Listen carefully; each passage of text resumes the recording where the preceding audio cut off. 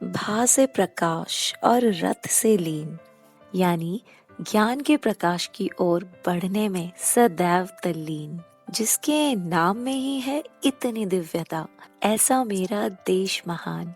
जी हाँ, सही पहचाना आपने, भारत ही है इसका नाम। चलो आज करते हैं भारत के वास्तविक दर्शन। क्यों और कैसे बना ये महान, होंगे हल सारे प्रश्न। संस्कृति थी सबसे समृद्ध, सर्वत्र बोली जाती थी, भाषाओं की जननी संस्कृत महान। सुबह ब्रह्म मुहूर्त में उठना, करना सूर्य देव को प्रणाम, माँ प्रकृति का करना सदैव सम्मान। नालंदा तक्षशिला विश्वविद्यालय थे ज्ञान के अनुपम केंद्र। वेद वेदांत सांख्य व्याकरण और दर्शन, साथ ही साथ शल्य विद्या ज्योतिष योग शास्त्र चिकित्सा शास्त्र के ज्ञान के साथ खगोलीय घटनाओं का भी किया जाता था अध्ययन। वो होता है ना कि सामने वाले की खुशहाली देखकर दूसरों को होने लगती है परेशानी, तो इस परेशानी की रखते हुए लाज पहले मुगलों ने और उन्हें देखकर अंग्रेजों ने किया हमारे देश पर राज। कोई इतना समृद्ध कैसे हो सकता है, यही जानने आए हमारे देश में। कैसे जाते वापस सोने की चिड़िया को छोड़, मन के लोभ के कारण उन्हें भी लगी हमसे आगे बढ़ने की होड़। जानते थे कि हमारे हृदय से भारत को निकाल पाना था असंभव कार्य। दी हमें बहुत प्रताड़ना, संस्कृति को भी नष्ट था करना चाहा। जब सफल न हो पाए अपने संकल्प में, तब उनके मस्तिष्क ने कुचक्र था रच डाला।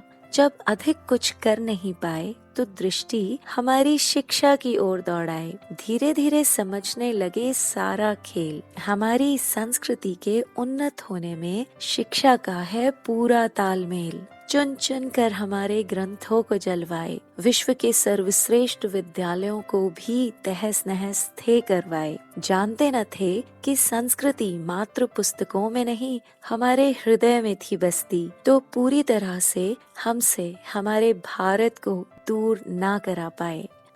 दूसरों की अच्छाइयों को अपनी संस्कृति में मिला लेना सदा से रही हमारी शान है।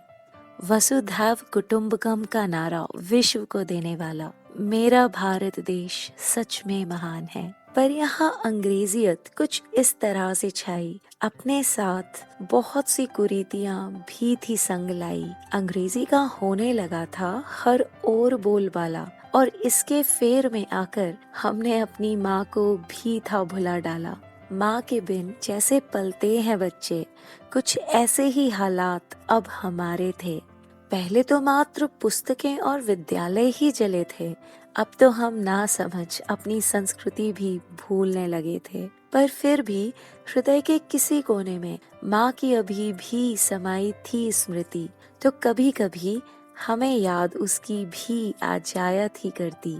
अंग्रेजियत के इस वातावरण ने दिए हमें बहुत से दंश, वृद्धों को वृद्धाश्रम पहुंचाया, फिर हर साल उन्हीं के नाम से फादर्स और मदर्स डे मनवाया।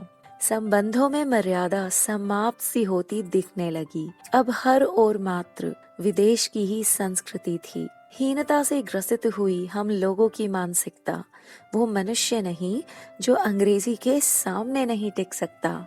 एक दैविक नाम भारत को इंडिया बना डाला, हर ओर बस विदेशी का बोलबाला। बस अब बहुत हुआ, अब और अधिक न सहना होगा। अपने ही देश में रहकर विदेश का अनुभव अब नहीं करना होगा। हम वापस अपनी संस्कृति की ओर बढ़ने लगे हैं, और विश्व के दूसरे देश भी अब हमारा अनुसरण करने लगे हैं। हाथ मिलाना छोड़कर अब वो भी नमस्ते करने लगे हैं।